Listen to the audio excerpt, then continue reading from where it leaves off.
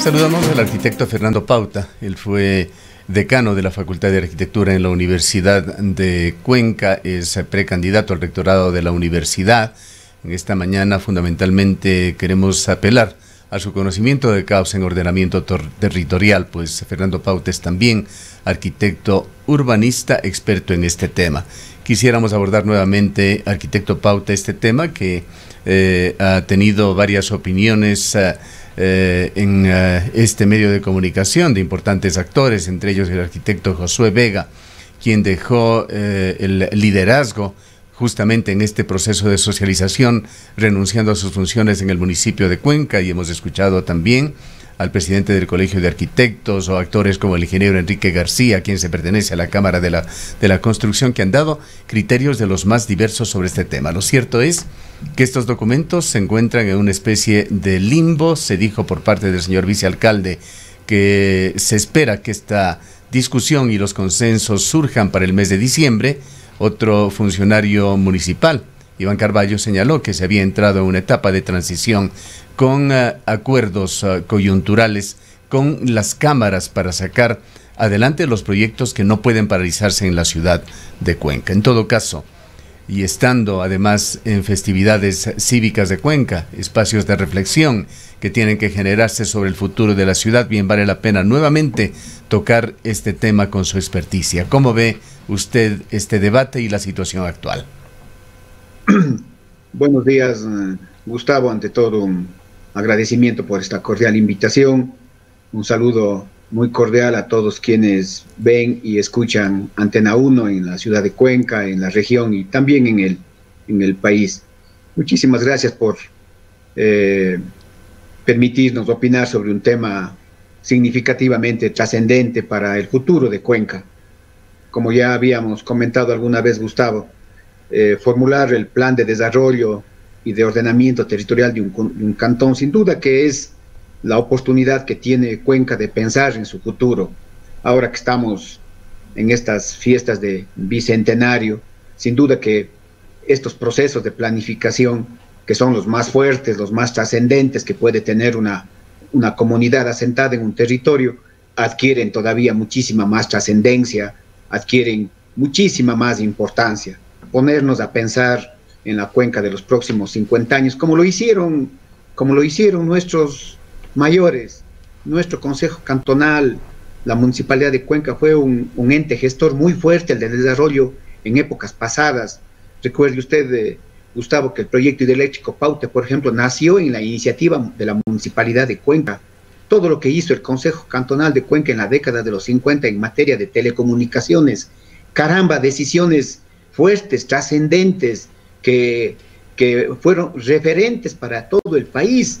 Teníamos unas autoridades, unos consejos cantonales fuertemente connotados respecto de buscar por su propio destino el desarrollo del país y particularmente pues el desarrollo de Cuenca y de su cantón. Y creo que en eso hemos ido perdiendo. Yo tengo que ser sincero al señalar que la situación que vive hoy, la planificación ha caído de la ciudad, del cantón, en fin, ha caído en una suerte de incertidumbre, Gustavo. Primero, se ha dado la sensación de que no hay normas, de que no hay ordenanzas que están vigentes, de que el municipio no tiene los instrumentos que prevé la ley. Y no es así. Este rato la municipalidad tiene una ordenanza. Cierto es que en los últimos 15 años no ha habido administración que se haya condolido con la ciudad para actualizar la planificación urbana. No ha habido ni la decisión política ni la decisión técnica, y los propios consejos cantonales también son responsables de esas situaciones, Gustavo. Entonces, este rato, de todas maneras, existe una normativa que está vigente. Hay una normativa muy sin fuerte. Embargo, arquitecto Pauta, de alguna manera, que esta normativa en algunos aspectos estaría obsoleta, que tiene que necesariamente actualizarse, además, por ciertos mandatos legales que existen a nivel nacional. Incluso, arquitecto, muy buenos días. Le acabamos de escuchar hace no mucho al señor gobernador de El Azuay, al doctor Jorge Cabrera, y dice que la normativa, tal y como está concebido el uso y la gestión del suelo, pone una una serie de limitaciones, por ejemplo, para los controles que los órganos de socorro y de control deben hacer en la ciudad, que eso dificulta muchísimo el trabajo que deben cumplir. Seguramente es unos temas Rosana, buenos días, unos temas de coordinación entre la municipalidad y la gobernación. De todas maneras, el artículo 264 de la Constitución es claramente fuerte, determinante. Dice que las municipalidades tienen bajo sus competencias la regulación y control del uso y la ocupación del suelo. Y eso es tremendamente importante, tiene un alcance de enorme magnitud. Inclusive eso supone que todo el control de las actividades humanas en el tiempo y en el espacio están en manos de la municipalidad. Eso no quita que cierto tipo de acciones de control, cierre de locales de turismo y de recreación por nocturnos, por ejemplo, tengan que ser coordinados con la gobernación y con la intendencia del cantón. Pero esos son temas más bien de coordinación interinstitucional. A mí me parece que no es correcto el camino de pretender elaborar una normativa temporal entre la que está vigente y la que en pocos meses más ya tiene que sancionarse, porque está decurriendo el plazo desde que se terminó el estado de excepción decretado por el gobierno nacional. Todos los gobiernos autónomos descentralizados, como usted conoce bien, Rosana y Gustavo, y la ciudadanía, tienen un año de plazo para sancionar los nuevos planes de desarrollo, de ordenamiento territorial y de uso y gestión del suelo. En un plazo temporal tan corto, querer insertar una normativa de carácter temporal me parece poco edificante. Empeñémonos en debatir y discutir y desde el punto de vista legal, arquitecto Pauta, en pocos meses más, Gustavo. ¿Qué tan factible es realmente gobernarse o gobernar una ciudad a través de disposiciones transitorias cuando se sabe que estas disposiciones PDOT, PUCS, son ordenanzas que tienen que seguir un debido proceso para ser aprobadas y están allí mientras no sean reformadas? Exactamente, Gustavo. No es que la normativa temporal sanciona el señor alcalde o el director de planificación. No. Tienen que ser sancionadas a través de la presentación de una ordenanza. Tienen que darse 2 debates. Otra vez los señores concejales tienen que discutir. Es decir, comprometer todos los esfuerzos de estos meses para estar discutiendo una ordenanza normativa temporal que va a tener apenas unas semanas o muy pocos meses de vigencia, pero me parece que es un despropósito. A mí me parece que el Consejo Cantonal, con todo respeto, Gustavo, Rosana, ha perdido el norte de este proceso. No ha podido gobernar, establecer una línea de conducta, una agenda concreta de cómo tienen que actualizarse sus planes. El señor alcalde ofreció en campaña darle a la ciudad un plan para los próximos 50 años, decía, igual todos los señores concejales. Ya pues, es hora de establecer una agenda muy clara, contundente, con participación de los sectores productivos, de la academia. ¿En dónde está la academia en este proceso? La propia participación de las comunidades urbanas y rurales. Fácil es decir, pues vamos a hacer un plan con la participación de todo el mundo. Lo difícil es concretar esa participación, que no sea solo información, sino que efectivamente se diseñe el territorio de los próximos 20 años, de los próximos 50 años.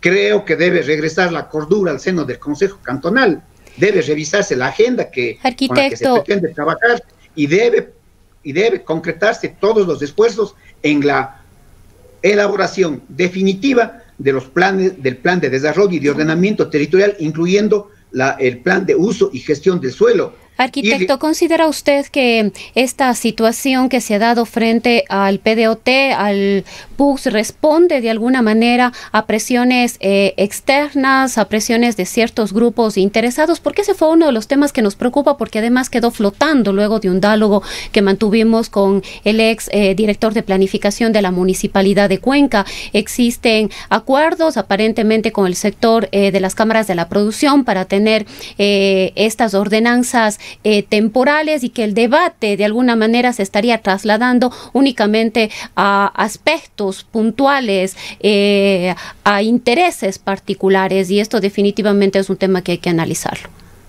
Por supuesto, Rosana.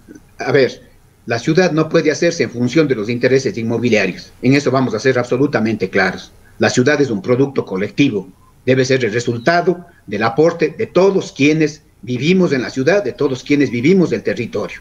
Por eso las normativas buscan esos importantísimos propósitos. La ciudad no puede construirse, no puede hacerse, ni debe concretarse en función de unos intereses legítimos incluso, pero no puede constituirse la ciudad estrictamente en función de ciertos intereses. Yo creo particularmente que en el caso de Cuenca tenemos dominantemente un sector inmobiliario que valora la ciudad, que quiere contribuir positivamente a la ciudad. Un sector inmobiliario que sabe que tiene sus limitaciones por respeto a la ciudad, por respeto a la historia. En otras ciudades eso es imposible. Quito y Guayaquil es un mal ejemplo de cómo los grandes intereses inmobiliarios de proyectos que estamos hablando, por ejemplo en Quito, de los 10 grandes proyectos urbanos arquitectónicos, una inversión de más de 20.000 millones de dólares, es decir, unas inversiones tremendamente fuertes y que cambian el territorio de manera muy trascendental. Por ventaja, en Cuenca no tenemos esas presiones del sector inmobiliario. Pero ¿en qué se está fallando, arquitecto Pauta? ¿En qué se está fallando en cuanto a la socialización, a la forma en que debería llevarse este debate, que al final ha colocado a estos dos cuerpos legales, a estas reformas en el limbo? ¿Cómo debería el municipio asumir este tema para más bien discutir, evacuar las diferencias, llegar a consensos y ojalá emitir una nueva disposición en el más corto plazo, perdón? Irnos poniendo de acuerdo, Gustavo, particularmente a los constructores, a las empresas inmobiliarias, les interesa conocer en qué partes de la ciudad pueden llevar adelante edificaciones en altura. Es un tema de discutir en dónde podemos, en la Cuenca actual, llevar adelante esos proyectos. No negamos la necesidad de densificar la ciudad, de construir edificaciones llamadas en altura, edificaciones de 12, 15 pisos, en fin, para una ciudad del tamaño de Cuenca. Es ir encontrando esos territorios, esos espacios en donde la infraestructura, la vialidad, los servicios, los equipamientos lo permiten y llegar a acuerdos y entendimientos. Pero no podemos pensar en que el centro histórico de Cuenca podemos tener edificaciones de más de 3 pisos, porque eso ya es atentatorio a la estructura edificada del pasado. Entonces, se trata de ir llegando a esos acuerdos, a esos entendimientos. Inclusive yo ya había comentado con usted alguna vez, Gustavo, el tema del uso de ciertas figuras, por ejemplo, de la concesión onerosa de derechos. Se puede hacer uso de las figuras inteligentemente en ciertas partes de la ciudad, pero pensar que ya hay que hacer efectivo el uso de esa figura para una familia que quiere construir 2 pisos y le dice, oiga, solo un piso puede construir sin pagar ninguna concesión onerosa de derechos, pero si ya quiere construir el segundo piso, va a tener que pagar. Eso es insostenible, eso es impracticable, pues Gustavo. Entonces, por eso los reclamos, justos reclamos de las cámaras de la construcción. Yo confío mucho en el sector de la construcción cuencano, porque tiene una actitud sensible a la ciudad, a su historia, a su construcción, y que si bien son legítimos sus intereses, esos tienen unos límites, los límites de la construcción de una ciudad de alta calidad humana, una ciudad que ha creado un hábitat inmejorable. Tenemos que preservar esta Cuenca que se ha construido sacrificadamente, que tiene historia, un rico pasado. Tenemos una responsabilidad enorme. A mí me parece, Gustavo, que el Consejo Cantonal tiene que liderar más fuertemente este proceso, tiene que abrirse a diálogos con los diferentes sectores, y si ya se lo está haciendo, qué bueno, pero pretender en tan poco tiempo insertar unas ordenanzas normativas temporales, más nos vamos a tomar tiempo en elaborar, que el Consejo Cantonal discuta, debata, que el tiempo que nos va a quedar para aprobar, ahí sí, fatalmente, las versiones definitivas del plan de desarrollo y ordenamiento. El arquitecto Josué Vega señalaba, arquitecto Pauta, que se retira porque quieren construir una ciudad diferente a la que le habían invitado a él a proponer, señalando que las presiones o quienes ejercen presión en esto habían ganado la batalla, le habían quitado incluso la calidad de ser portavoz de este proyecto desde el municipio de Cuenca,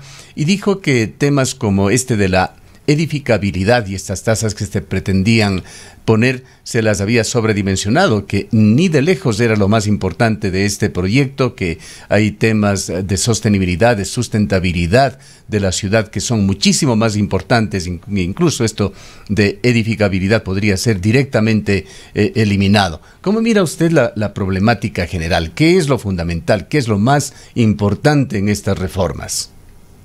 A mí me parece, Gustavo, que no se transparentó toda la información. El sector de la construcción reclamaba que desde la municipalidad no se transparentaba toda la información y que eso creaba más de una dificultad justamente para propiciar el diálogo. Y eso no puede ser. Estos procesos son complejos, Gustavo, pero imponen primero una paciencia infinita del lado de quienes son los autores del equipo redactor del plan. Yo mismo viví esta experiencia en el año 1997 para el plan que está vigente hasta ahora y se aprobó en el año para la ciudad, el plan de ordenación urbanística de Cuenca, y que está vigente y que estamos de acuerdo que ya la mayoría de determinaciones de esa ordenanza ya han perdido vigencia para un buen número de sectores de la ciudad, pero requirió un proceso de muchísima paciencia, de abrirse al diálogo, de recoger las opiniones y criterios de todos los sectores. Hay temas fundamentales de control del crecimiento de Cuenca. La ciudad tiene en su límite urbano alrededor de 7.000 hectáreas, pero tenemos una periferia urbana, un crecimiento al exterior que ya llega a las 20.000 hectáreas, Gustavo. Más allá de la cuenca urbana tenemos una cuenca rural, una periferia donde se está construyendo otra ciudad sin la debida planificación. Allí estamos perdiendo la batalla. Cuenca se juega su futuro urbanístico en lo que llamamos el crecimiento hacia el exterior, la expansión que ha sufrido Cuenca hacia las parroquias y cabeceras parroquiales rurales más cercanas. Allí hay otra ciudad en donde están, inclusive hasta desde el punto de vista social, residen ahí familias muy pobres que no encuentran suelo barato. Esa era la principal observación, la principal queja de su colega, el presidente del Colegio de Arquitectos, pero Josué Vega volvió a comunicarse con este medio de comunicación y decía que no es así, que sí se habían hecho estudios y bastante profundos, incluso socialización con sectores rurales del Cantón Cuenca. Qué bueno, Gustavo, pero ¿en dónde están los resultados de este proceso? Finalmente es eso. ¿En dónde están los resultados de este proceso? Se ha habido qué bueno que se haya conversado, que se haya discutido y debemos continuar con ese proceso, pero el producto final es llevar al seno del Consejo Cantonal una ordenanza que sanciona el plan de desarrollo y de ordenamiento territorial y de uso y gestión del suelo para que el Consejo Cantonal lo apruebe, garantizándole al Consejo Cantonal de que no va a tener conflicto la aprobación de ese instrumento jurídico, porque ¿qué bastaría, Gustavo, que el próximo lunes el Consejo Cantonal aprueba la ordenanza y el día martes ya está recibiendo observaciones, ya está recibiendo cuestionamientos de la ordenanza? Hemos perdido la gobernabilidad pues, de la urbanística de la ciudad. Entonces, me parece que, reitero, hay que profundizar los acuerdos, los entendimientos, tocar los temas más trascendentes que demandan el crecimiento, la situación actual de la ciudad y su crecimiento futuro. Otro tema, arquitecto, que se ventiló en el marco del debate de estas herramientas de planificación de la Municipalidad de Cuenca era esta aparente visión recaudatoria. Hubo muchas críticas, muchos pronunciamientos en torno a estos cobros, a estas tasas que iba definitivamente a encarecer a la construcción y sobre todo perjudicar el acceso de las personas que buscan todavía soluciones habitacionales. Rosana, hay una visión de la Ley de Ordenamiento Territorial, Uso y Gestión de Suelo, que se cree que por la aplicación de los instrumentos de gestión que prevé esta ley, entre esas la concesión onerosa de derechos, este cobro de este tributo puede convertirse en la principal fuente de desarrollo, de financiamiento del desarrollo de la ciudad. Y ese es un verdadero despropósito, pues es un verdadero despropósito, no tiene sentido. Ya hemos dado el ejemplo del caso de la ciudad de Quito, en donde ya se ha pretendido aplicar esta figura. En una ciudad 10 veces más grande, una área metropolitana 10 veces más grande que Cuenca, allí apenas pudieron recaudar bajo esta figura de la concesión onerosa de derechos durante un buen tiempo alrededor de 25 millones de dólares. Yo pregunto, ¿con 25 millones de dólares vamos a financiar el desarrollo urbano de un área metropolitana de 3 millones de habitantes? Pero por ningún lado, pues, Rosana, lo único que vamos a crear es conflictos a la comunidad, lo que no quita que se pueda aplicar con mucho tino, con mucho cuidado, esta figura en determinadas zonas de la ciudad. Si en un determinado predio la norma dice máximo 10 pisos, pero podría usted, mediante la concesión onerosa de derechos, llegar a 12 pisos, está bien. En casos puntuales, en ciertos sectores de la ciudad, en donde sea factible aplicar esta figura e ir evaluando de manera permanente, porque ahí, Rosana, uno puede hacer la siguiente pregunta. ¿Y quién determina el monto de la concesión onerosa de derechos? ¿Cómo se determina ese monto? Y ese tiene que ser motivo de un reglamento que tiene que dictar el Consejo Cantonal, para que no sea un tema de una relación personal entre el director de planificación y un promotor de un proyecto que tiene que arreglar a título personal con el director de planificación. Eso es imposible. El monto de la concesión algo que queda claro, arquitecto Pauta, es la inconveniencia y los riesgos de lo transitorio, no es realmente lo más adecuado. Creo que la pregunta clave sería, ¿cómo poner punto final a esta incertidumbre? ¿Cómo plantear por parte del municipio, de la administración municipal, una hoja de ruta que permita la mejor construcción de estos planes, el PDOT y el PUCS, de la mejor manera y dentro de plazos razonables? Teniendo un equipo técnico que lidere este proceso en el marco de la agenda y las directrices que imparta el Consejo Cantonal.